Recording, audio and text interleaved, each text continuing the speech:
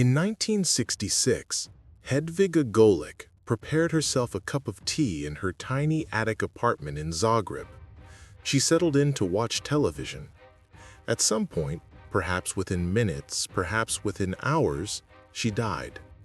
For the next 42 years, no one noticed. When workers finally broke down her door in May 2008, they found her mummified remains lying in bed, wrapped in blankets, exactly where she'd been since the year the Beatles released Revolver, since the Vietnam War escalated, since Yugoslavia was still decades away from dissolution.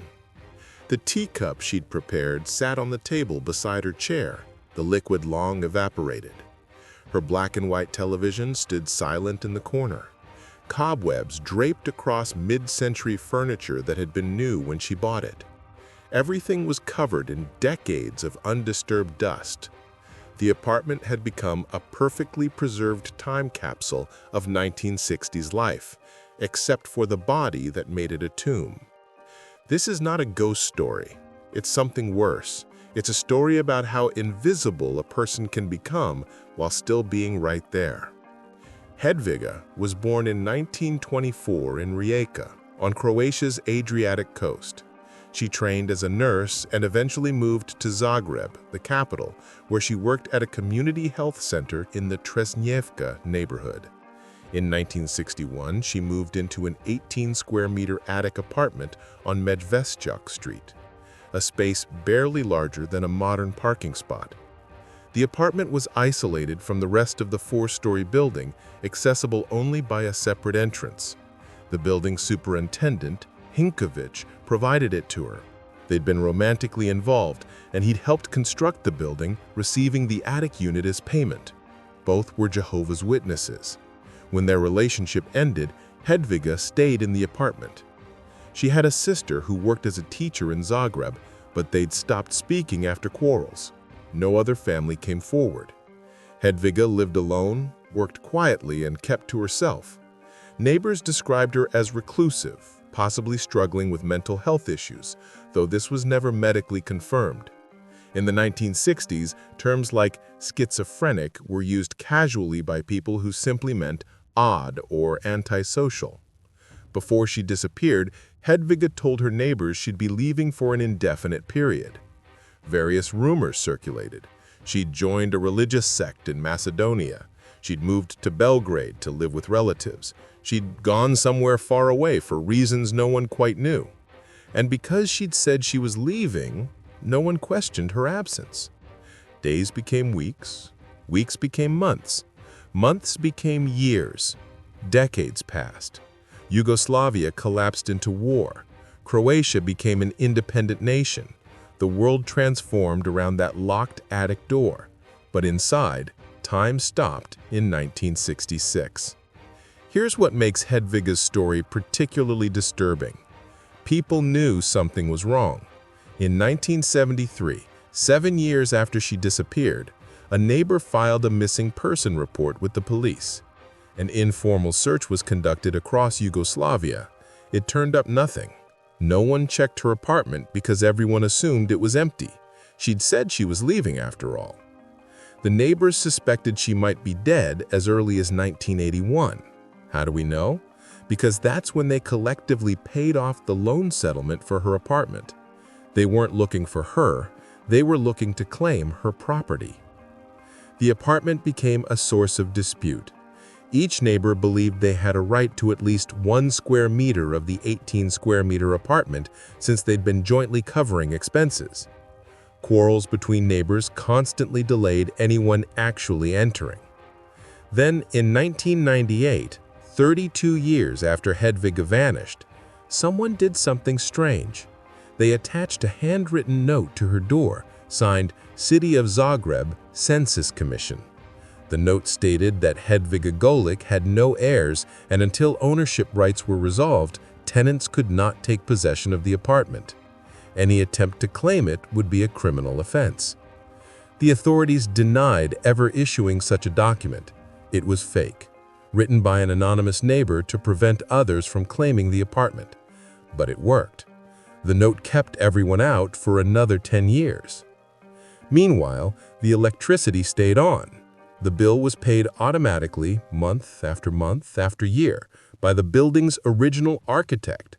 He continued paying even after moving away from Zagreb. When he died in early 2008, 3 months before Hedviga's body was discovered, the payments finally stopped. That's when the neighbors decided to act, not out of concern for Hedviga, but because the building was being renovated into condominiums. The ownership of her apartment needed to be resolved. On May 12, 2008, 3 tenant representatives forced open the door. The scene they encountered was from another era. Everything looked exactly as it had in the late 1960s or early 1970s. The furniture, the television, the decorations, the teacup. Thick dust covered every surface. Cobwebs filled the corners. The air was stale and cold. And there, in her bed, wrapped in blankets, was Hedviga. Her body had undergone natural mummification, a rare process that occurs when conditions are just right. The isolated attic apartment apparently stayed cold and dry, with windows possibly left open. Instead of decomposing normally, her remains had dried out and preserved. This meant there was little or no odor of decay after the initial period, which explains why neighbors never smelled anything unusual, or if they did, they ignored it. The police arrived. The Institute of Forensic Medicine and Criminalistics conducted an autopsy. They concluded she was most likely died during a cold season, and that the apartment's isolation allowed mummification to set in undetected. They couldn't determine her exact cause of death or the precise date. The body was too degraded. Based on various accounts, they estimated she died sometime between 1966 and 1973, most likely in 1966. A police spokesperson said, "So far, we have no idea how it is possible that someone officially reported missing so long ago was not found before in the same apartment she used to live in." Hedviga's body was buried the next day. No family members claimed her remains. No one held a memorial service. She was born alone, lived alone, died alone, and was buried alone.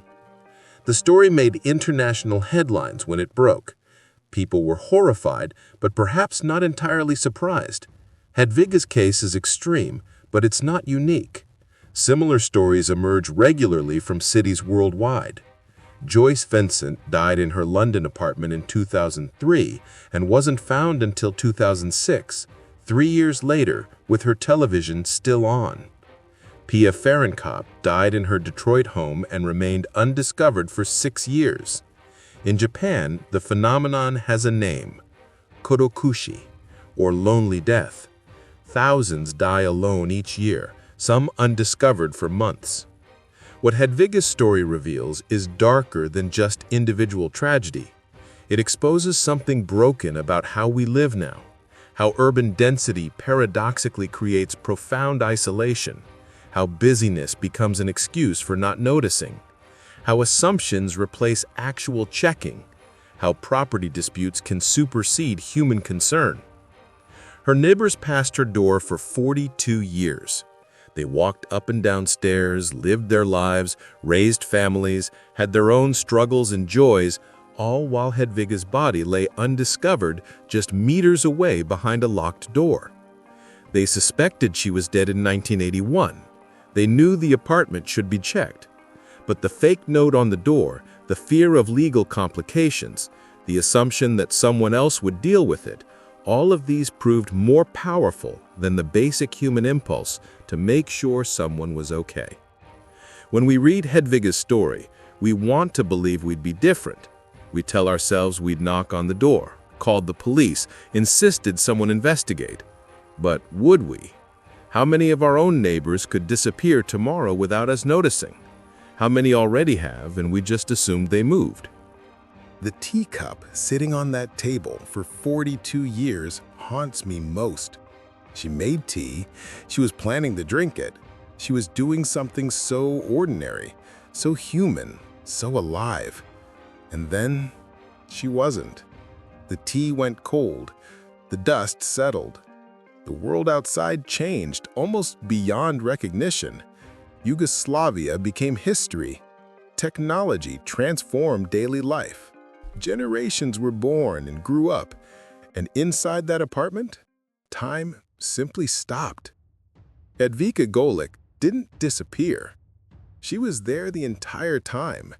We're the ones who vanished. We, the neighbors, the community, the world that walked past her door every day and never thought to knock. Her story isn't about death. Death comes for everyone eventually. Her story is about invisibility, about how easy it is to become forgotten while still being present, about how loneliness can be so complete that your absence becomes indistinguishable from your presence. In our hyper-connected world of constant communication, Hedviga reminds us of a terrible truth. It's never been easier to be surrounded by people while being utterly, devastatingly alone. When they found her in 2008, that teacup was still waiting. 42 years, waiting for someone to come home, waiting for someone to notice, waiting for someone to care. No one ever did.